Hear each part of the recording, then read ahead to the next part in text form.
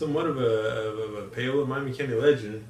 Well, I mean, Mr. Modesty over here, but I mean, the name Steve Pepoon is synonymous for a bunch of things. But I mean, the trip to Hollywood, the making it big out there, and the idea of going out there and creating a show or writing for a show and making it big time. And Steve, how you doing?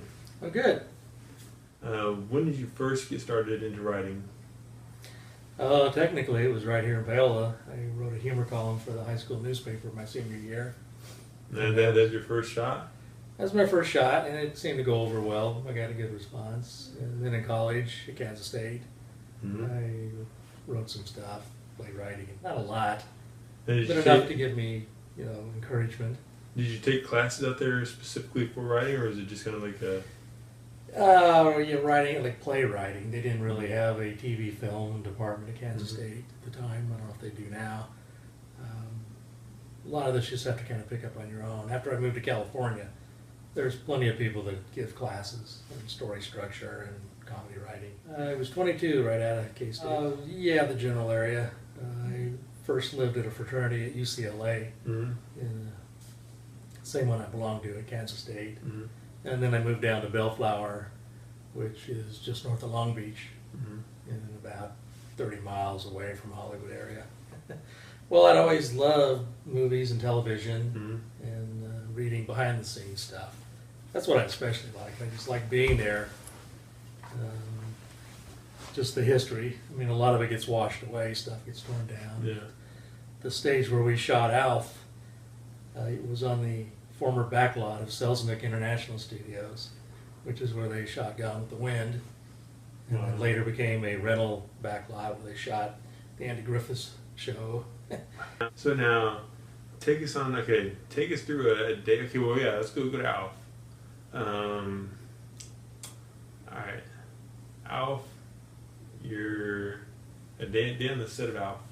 Like, what would you walk in? Do you walk in and punch a time card? No, there's no time. Not for the writers. The stage crew, I think, actually did have time. But in a typical production week, we would come in Monday morning, and all the actors would sit around a big table on the set, and they would crack open their scripts and read it for the first time.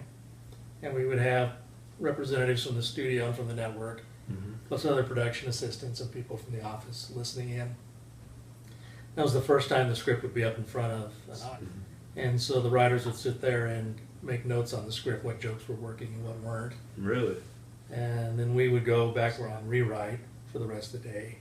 The actors would go ahead and start rehearsing with the director. And that would, be the first day. Second day, we would come in and the writers would work on upcoming scripts. And the actors would be given the rewritten script from the day before. And they would rehearse that all day until about 4:30. And then we would have what they call the studio run-through, where the actors go through the paces on the set, acting out the whole show. And again, we kind of see where the jokes are, where they're not landing, if the director is kind of the right thing. Yeah. And that would usually be a late night for the writers. We would be there till 10 o'clock. Next day it was kind of the same thing until 4:30, and then it would be the network run-through. And then we'd get notes and we would do a shorter rewrite. The day after that, Thursdays and Fridays, the writers would be in our offices. So how many writers were there? On Alf, it varied by season, but it was between 6 and 8 a season. Did each writer have a character, a specific point of the show they were writing for, or did everybody? Not really. You write for every character. I mean, the women writers would maybe have a better handle on, the female characters. But we didn't break it down that way. So how many did you say? We had 6 to 8 each season. Wow. On Roseanne, we had 21, which was actually crazy. It's typical is 8 to 10 on this show. Did people get their feelings hurt when their part didn't get put in, or? Well, you always hope your jokes get in. I mean, it's amazing how much rewriting goes on in a typical half-hour episode. So the first stage is to assign the script to a writer to do the first draft, and usually they would be given like 2 weeks off to write that. Now was Alf with the live audience? No. Okay. They tried it the first season before I was there, but because of the difficulty with the puppet, Mm-hmm. the whole stage was elevated 4 feet. And so they'd have to pull up parts of the floor so the puppeteers could stand in there and hold it up. Now, I've always heard that the Alf, I mean, just as a general, I mean, general consensus was a bit of a drama queen. He was a bit of a. No, he was just a bunch of foam and fur. But the guy who played Alf, well, that's a different story. I was just talking about Alf, but. Yeah, that was Paul Fusco, who was one of the producers. Uh, He created the character, did the voice. He operated the puppet, the mouth, and the right hand, mm-hmm. holding it up over his head. And then there's a woman who stood behind him, Lisa Buckley. So anytime you sing Alf futzing around with something, it's 2 people having to coordinate. And they had monitors below the stage from each camera, so they could see and make sure, you know, what was going on, what was showing. Because, like I said, their arms would come up through on the puppet, like here. So they had to make sure the extension wasn't showing down here. So I was always like sitting at a table behind the couch, you know, doing this. The first year they had a midget in a suit, but it never quite matched up to the puppet, so they got rid of that. So now, how did the other actors? I mean, how did they all work together with it? Were they all really simple, or was it difficult, or? There was some tension on the set. How Max, so? Well, Max Wright, who played the dad, never really liked playing second fiddle to a puppet, Mm-hmm. and he didn't really get along with the woman who played his wife. And the last day of shooting, he punched a hole in the wall in his dressing room and stormed out, and that was the last we saw A him. little bit of anger management. Well, I mean, he'd done some good work. He'd been in all that jazz, and a bunch of great stuff. So okay, do you ever any of the old characters, the old staff, old writers? Do you ever keep in contact with them? Or? Oh yeah, 2 of them were at my wedding here. Really? 7 years ago, yeah. Yeah, some of them became some of my best friends. 2 of them, David Silverman and Steven Sostarczyk. Mm-hmm. We worked together on a lot of shows. Mm-hmm. But when I became a showrunner, I would bring them in with me to work because they're like my 2 key guys. Really? And where did they live at? They're both still out in Still California. out there? Are they still, I mean, doing the grind every day for shows, or? Well, Steve is. He's working more in like Saturday morning animation, and David, he kind of decided to go back to his original major, which is psychology, and he now has practice. Really? Yeah, dealing with writers mostly, and the stresses he's got and more all of the trauma that goes more with that. of a first person perspective. Well, he understands, you know, being stuck creatively and what you can do to try to work through that and all that. Now, so okay, let's go through the list of the things you worked on. I mean, obviously we just talked about Alf. Now you mentioned Roseanne. What are some of the other things? I mean, I know that Thornberrys. I was there. Did you write an episode of Simpsons, or write for an episode of Simpsons? Yeah, after Alf, I was out Alf for 3 seasons, the last 3 seasons. And then I was asked to write an episode of It's Gary Shandling's show. Gary, who just died recently. Sad. But then after that, I was hired to write 1 episode freelance of The Simpsons. Mm-hmm. And I was fortunate that they chose that year to use my episode as their Emmy submission. Yeah, that's right, yeah. And it won, so I got a statue. They gave statues out to all the listed producers on the episode, the writer, and the director. Mm. Do you have it here by chance, or? No, it's at home. I have a photo of the whole group, though. So you went to the Emmys. Not the prime-time televised Emmys. There are way too many Emmys, different categories. Best lighting in a half-hour film show, best lighting in a half-hour video show, I mean, it goes on and on, costumes. Best assistant PA. Oh, it's endless. But the week before the televised Emmys, they have what they call the Creative Arts Emmys. Mm-hmm. And it's in the same place. They have a nice dinner for us. People dress up in black tie. And then it's 3 hours, just like an auctioneer going through these Emmys and handing them out. But it's the same award, that, you know, exact same thing. I'm going to pause real quick and. So Steve, so this is the famous Emmy. Yep.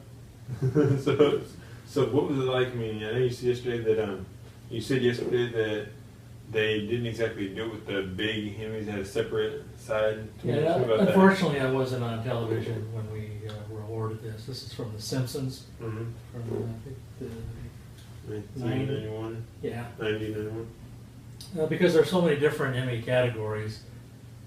You know, best lighting in a half-hour show, best lighting in a half-hour film show, best costume in a half-hour show. They can't possibly get them all out during the televised show, so it would last 18 hours. So the week before the regular Emmys, they have what they call Creative Arts Emmys, where they hand out.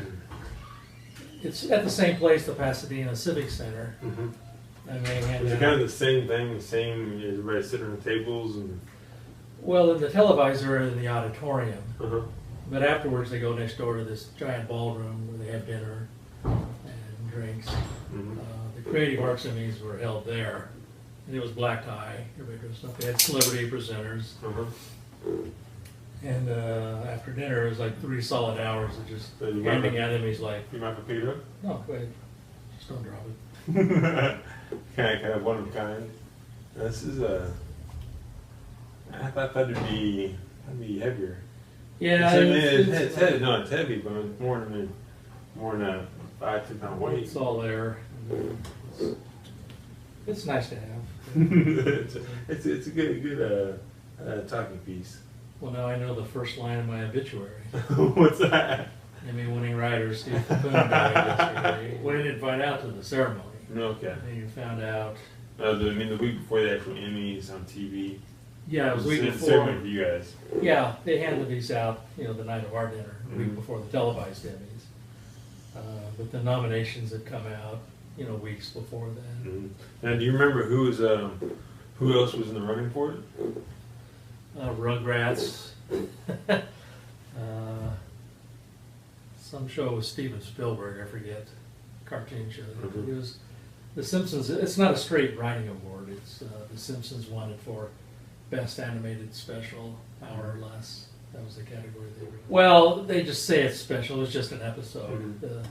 I only wrote one episode of The Simpsons, freelance. I knew guys on the show, and they brought me in to write it.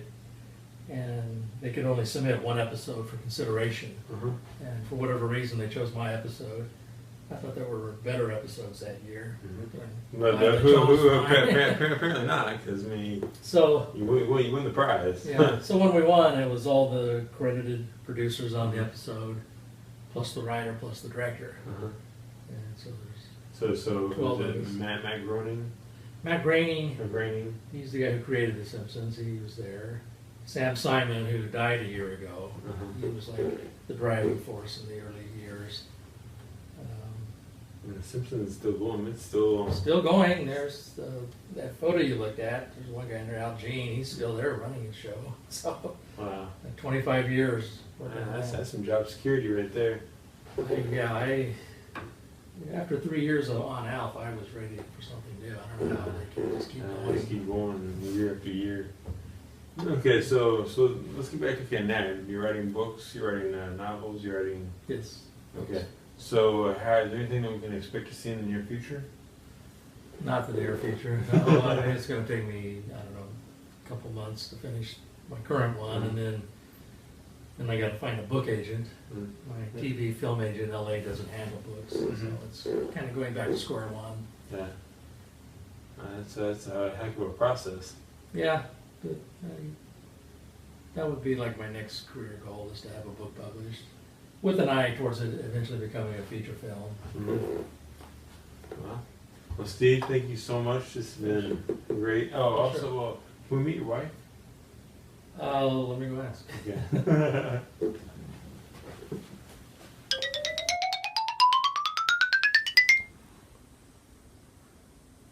Okay, now Steve, explain to us about this poster.